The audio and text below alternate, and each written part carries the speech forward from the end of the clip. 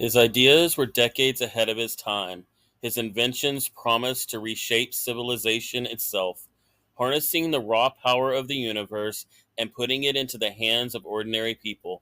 He dreamed of a world where energy flowed freely, without wires, without limits, and without a bill to pay.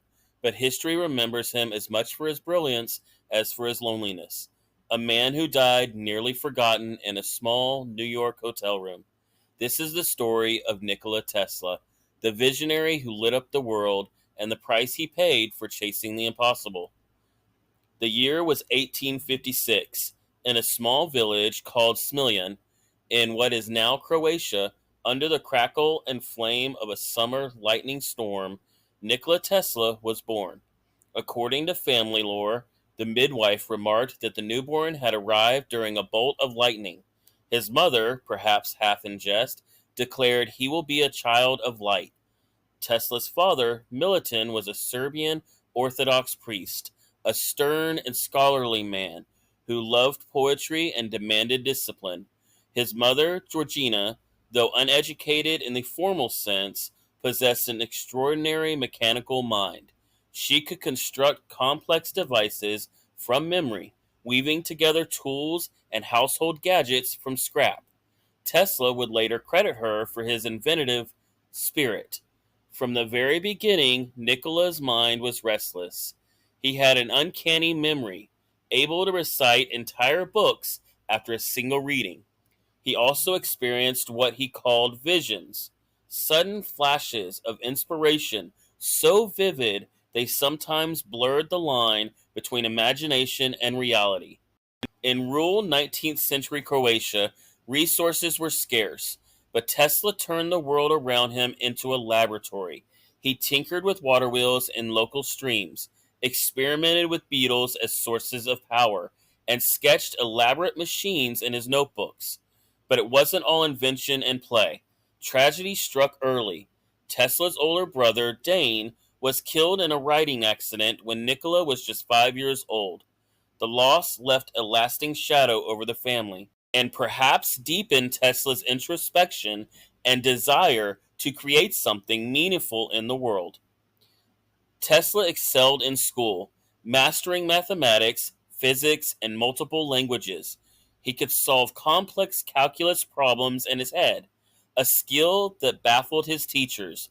But his obsession was electricity, a force that was still mysterious and magical in the mid 1800s.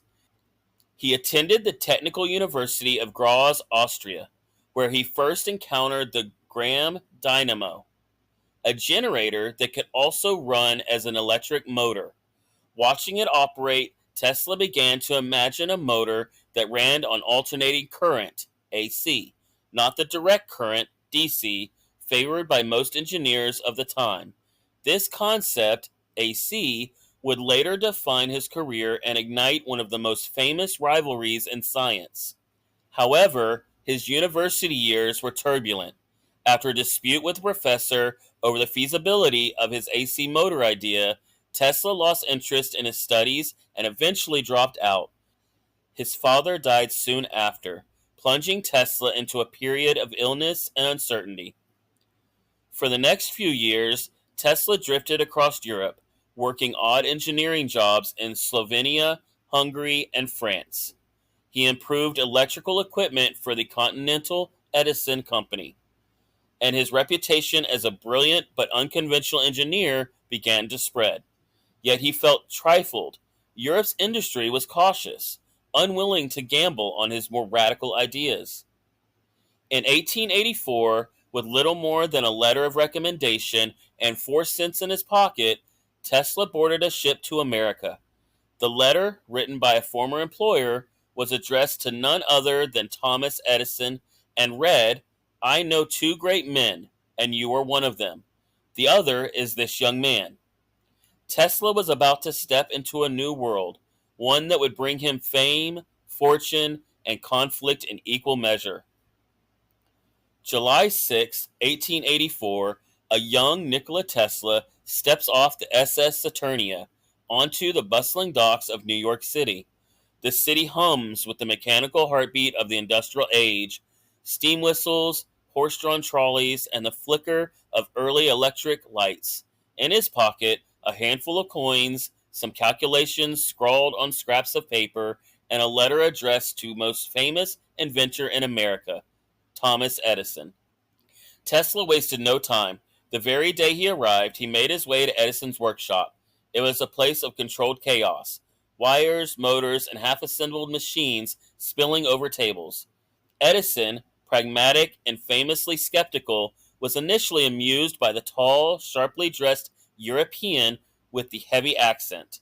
When Tesla presented the letter of introduction from his former employer, Edison's curiosity deepened. The letter's words were bold. "I know two great men, and you are one of them. The other is this young man." Edison hired Tesla on the spot, assigning him to improve the efficiency of Edison's direct current generators. Tesla threw himself into the work, sometimes laboring from 10 a.m. to 5 a.m. the next morning. His brilliance was undeniable. He streamlined designs, solved persistent electrical issues, and impressed Edison's staff.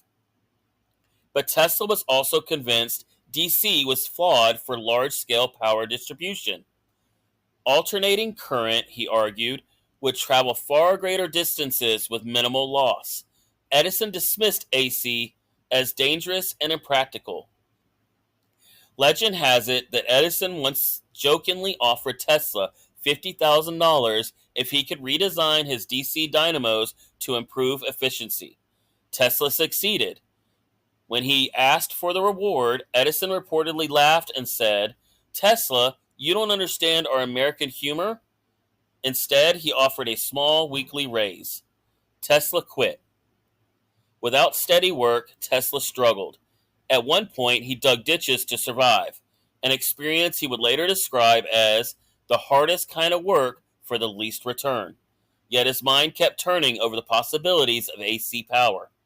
In 1887, Tesla found new backers willing to take a risk. With their support, he set up the Tesla Electric Company in New York.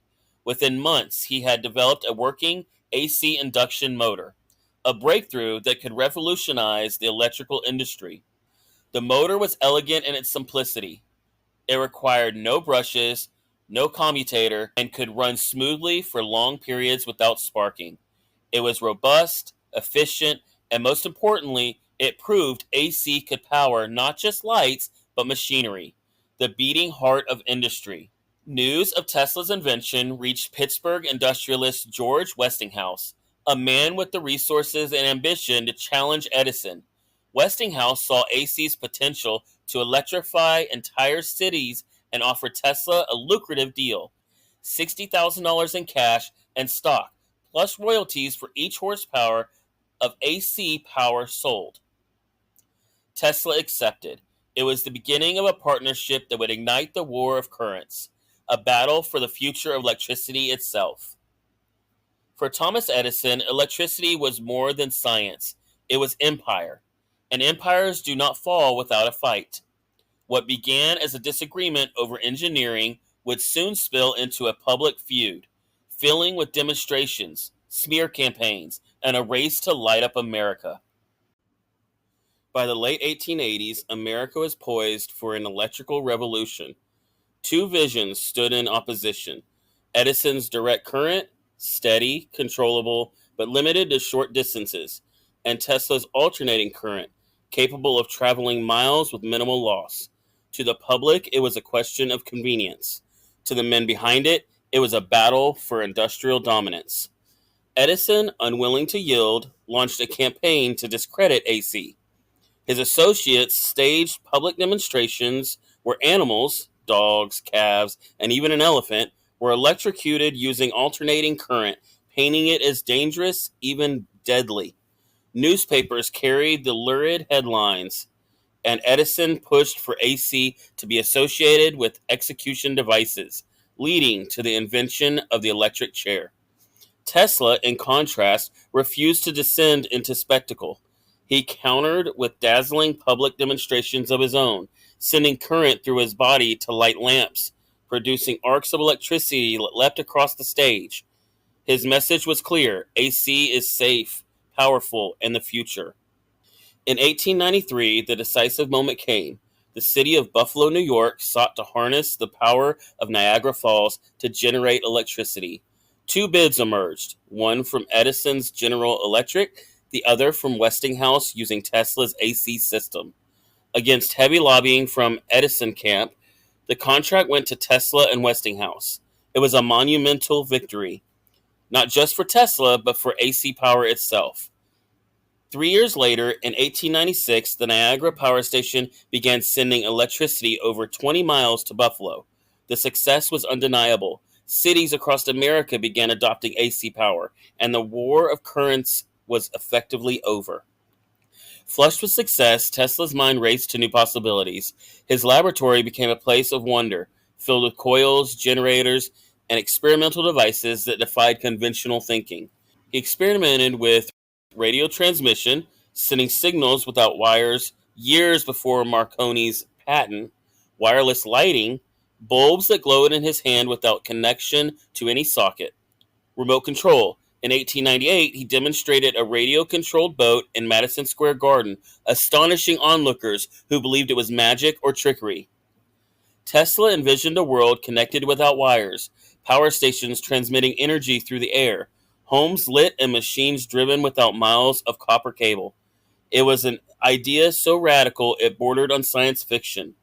His boldest project took shape on Long Island, Wardenclyffe Tower.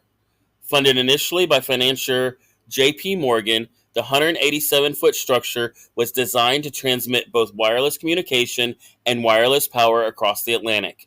Tesla imagined a global network, a forerunner to the internet and global power grids. But as costs ballooned and Tesla's explanation grew more abstract, Morgan pulled funding. The tower stood unfinished, a steel skeleton against the sky, a symbol of ambition colliding with economic reality.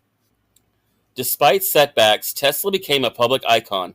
His lectures drew packed crowds. He was tall, impeccably dressed, with a charismatic presence. He spoke multiple languages, quoted poetry, and could discuss physics with the same ease as he could entertain with parlor tricks involving sparks and coils. Yet beneath the elegance was an intensity, a mind perpetually on the edge of exhaustion. He slept very little, ate sparsely, and was known for his obsessive routines.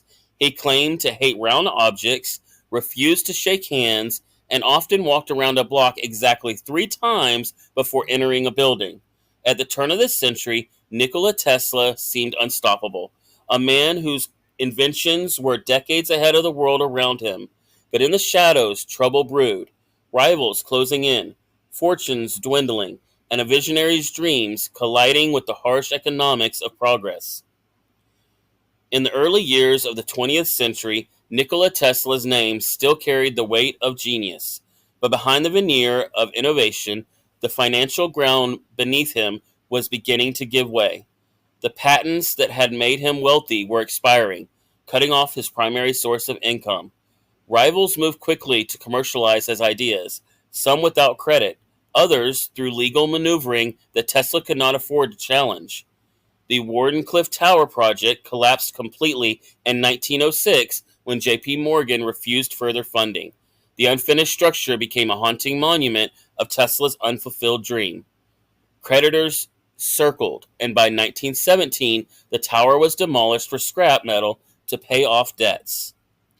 For a man who had envisioned a world lit and powered without wires, watching his tower torn down was not just a financial blow, it was the dismantling of a piece of his soul. While Tesla continued to invent, the world's attention shifted. The headlines were filled with the Wright brothers' flights, Henry Ford's assembly lines, and Marconi's pioneering of radio, a technology Tesla had demonstrated years earlier. Though the U.S. Supreme Court would later recognize Tesla's prior patents on radio, the ruling came in 1943, the year of his death, far too late to restore his reputation in life. As the decades passed, Tesla's eccentricities deepened. He became increasingly reclusive, taking long walks to feed pigeons in Bryant Park. He developed an attachment to a single white pigeon, telling a friend, "I love that pigeon as a man loves a woman, and she loved me. As long as I had her, there was a purpose to my life." He lived in a succession of New York hotels, often leaving unpaid bills behind. Once, when he asked why he no longer patented his ideas, Tesla replied, "What difference does it make who gets the credit? I am working for the future, and the future will belong to me." In January 1943, alone in room 3327 of the New Yorker Hotel, Nikola Tesla died of heart failure at the age of 86. He had no money, no family by his side, and only a handful of friends who still remembered the man who had once been called the Master of Lightning. News of his passing was quietly overshadowed by the events of World War II, but among scientists and engineers, there was an understanding. The world had lost a mind unlike any other. Time has a way of rediscovering what it once overlooked. Decades after his death, Tesla's name returned to the public consciousness.